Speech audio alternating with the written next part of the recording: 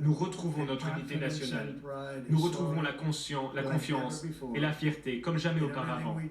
Dans tout ce que nous allons faire, mon administration sera inspirée par la poursuite de l'excellence et le succès. Nous n'oublierons pas notre pays, nous n'oublierons pas notre constitution et nous n'oublierons pas notre Dieu.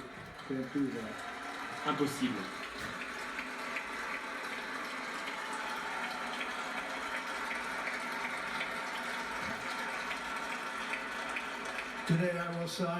Aujourd'hui, je vais signer plusieurs décrets historiques. À travers ces décrets, nous allons entamer la restauration des États-Unis et nous allons lancer la révolution du bon sens. Tout est une question de bon sens. Pour commencer, je vais déclarer un état d'urgence national au niveau de notre frontière sud.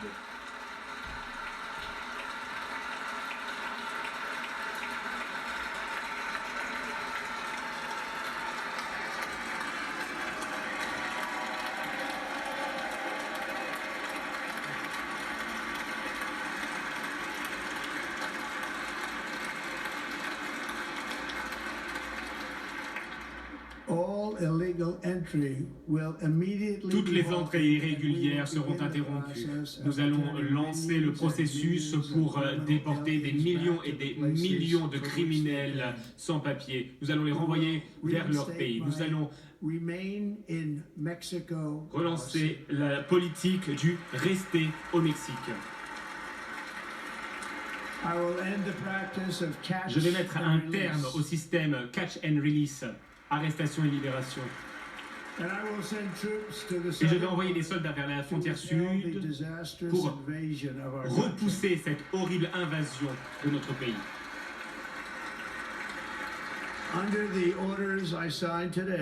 Grâce à ces décrets, nous allons également nommer les cartels comme des organisations terroristes étrangères.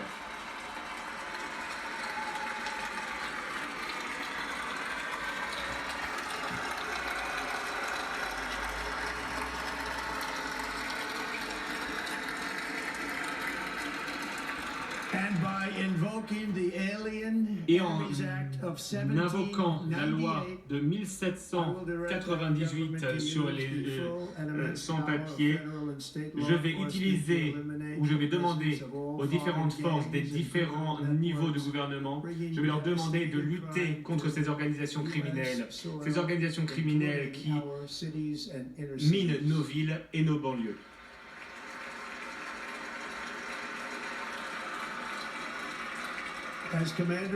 En tant que commandant en chef, ma plus grande responsabilité est de défendre notre pays contre les menaces et les invasions. Et c'est exactement ce que j'ai l'intention de faire. Et nous allons le faire à un niveau jamais vu auparavant. Ensuite, je vais demander à tous les membres de mon administration d'utiliser les pouvoirs à leur disposition pour lutter contre cette inflation record et pour faire baisser les prix.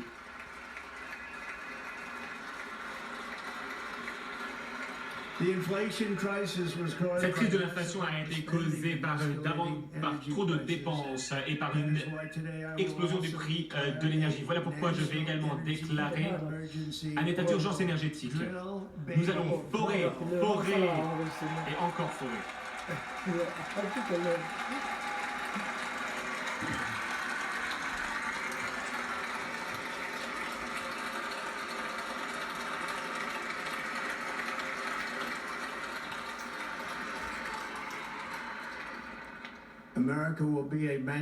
Les États-Unis vont être une nation manufacturière à nouveau. Et nous avons quelque chose qu'aucune autre nation manufacturière n'aura jamais, à savoir la plus grande quantité de pétrole et de gaz au monde. Et nous allons nous en servir. Nous allons l'utiliser. Nous allons faire baisser les prix. Nous allons remplir nos réserves stratégiques. Et nous allons exporter de l'énergie américaine aux quatre coins du monde.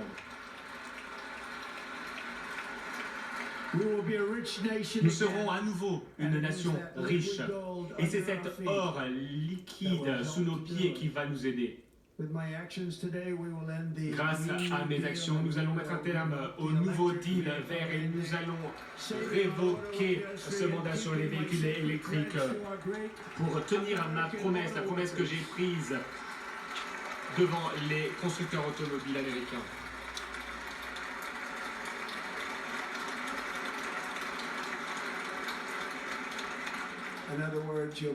En d'autres termes, vous allez pouvoir acheter la voiture que vous voulez. Nous allons développer l'industrie automobile à un rythme jamais vu auparavant. Et je tiens à remercier les constructeurs automobiles de notre pays. Merci beaucoup pour votre vote de confiance. Nous avons eu de très bons résultats dans cette population. Je vais immédiatement lancer la transformation de notre système commercial pour protéger les travailleurs et les familles américaines. À la place de taxer nos citoyens pour enrichir d'autres pays, nous allons imposer des droits de douane et des taxes pour enrichir nos propres citoyens, des taxes contre les pays étrangers. À cet égard, nous mettons en place les services des revenus extérieurs. Ce service va permettre de récolter les droits de douane, les taxes et les revenus. Ce sera énormément d'argent qui va remplir nos coffres venant de sources extérieures. Le rêve américain va à nouveau briller comme jamais auparavant pour restaurer la compétence et l'efficacité à notre gouvernement fédéral. Mon administration va établir un nouveau département en charge de l'efficacité gouvernementale.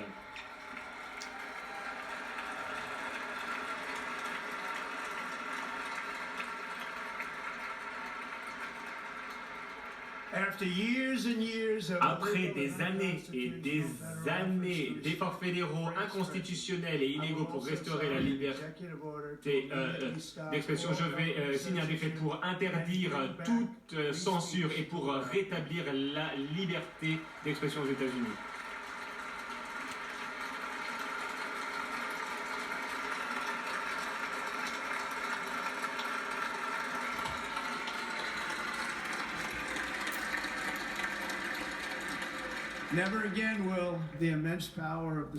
Plus jamais nous verrons l'État être utilisé pour persécuter des opposants politiques. C'est quelque chose que je connais bien.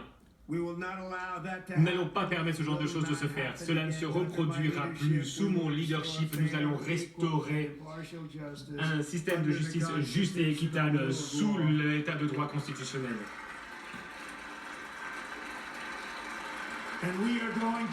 Et nous allons restaurer la loi et l'ordre dans nos villes et nos banlieues.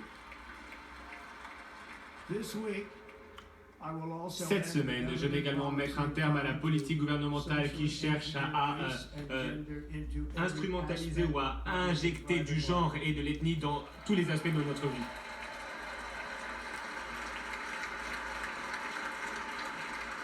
Nous allons forger une société qui ne voit pas la couleur, une société qui se fonde sur le mérite. À compter d'aujourd'hui, la politique officielle des États-Unis et du gouvernement des États-Unis est qu'il y a deux genres, hommes et femmes.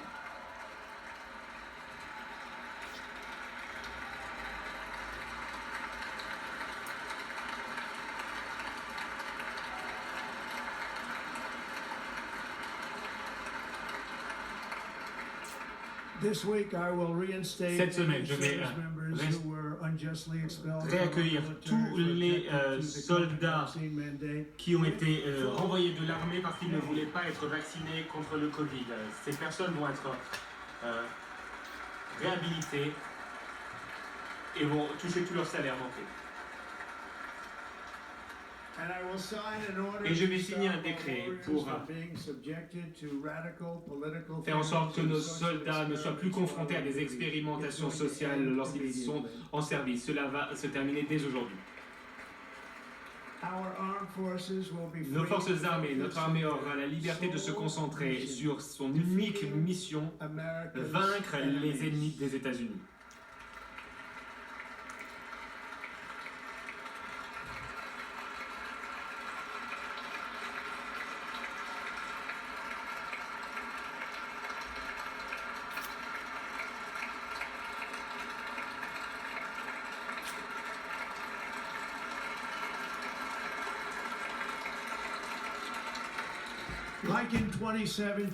Comme en 2017, nous allons développer la plus grande armée du monde.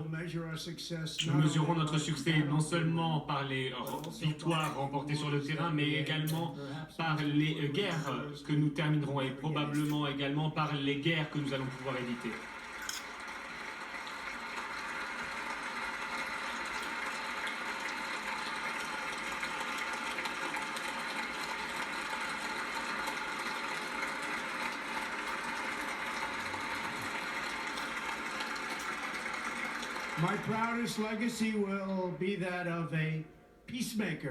Je serai vu comme un faiseur de paix, un pouvoir unificateur. Voilà comment on se souviendra de moi. La veille de mon arrivée au pouvoir, j'ai vu les otages du Moyen-Orient retourner chez eux.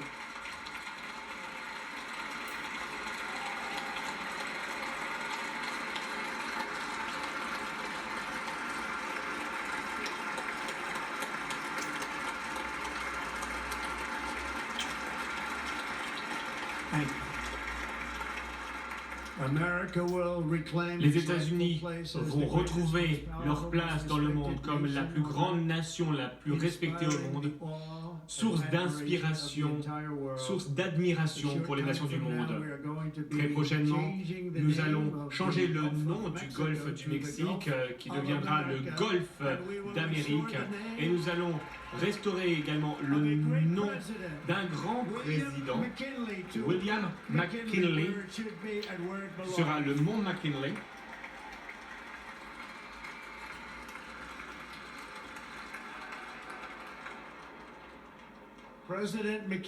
Le président McKinley a enrichi notre pays grâce à des droits de douane, grâce à son talent. C'était un homme d'affaires né.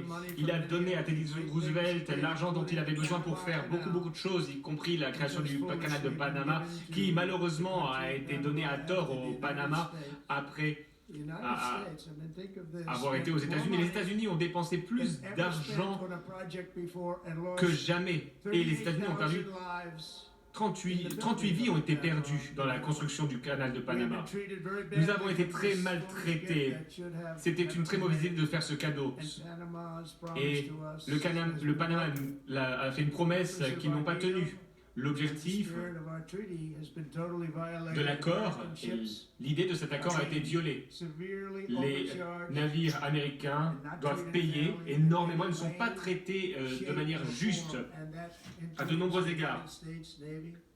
De même pour les bateaux américains. Et la Chine exploite le canal de Panama. Et nous n'avons pas donné ce canal à la Chine, nous l'avons donné au Panama et nous allons le récupérer.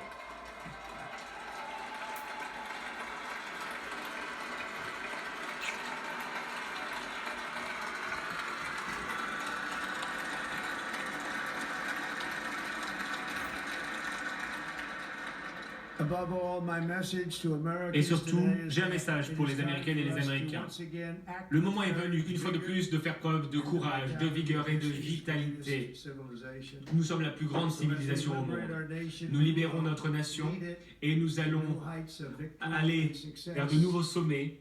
Nous n'allons pas être dissuadés. Nous allons mettre un terme contre les maladies chroniques. Nous allons faire en sorte que nos enfants soient en bonne santé, épargnés de toute maladie. Les États-Unis vont à nouveau être une nation en croissance, une nation qui s'enrichit, qui élargit ses territoires, une nation qui construit des villes, une nation qui brandit fièrement son drapeau vers de nouveaux horizons. Et nous allons poursuivre cette manifestation de la destinée grâce à nos astronautes également, les astronautes qui vont pouvoir planter la bannière étoilée sur la planète rouge.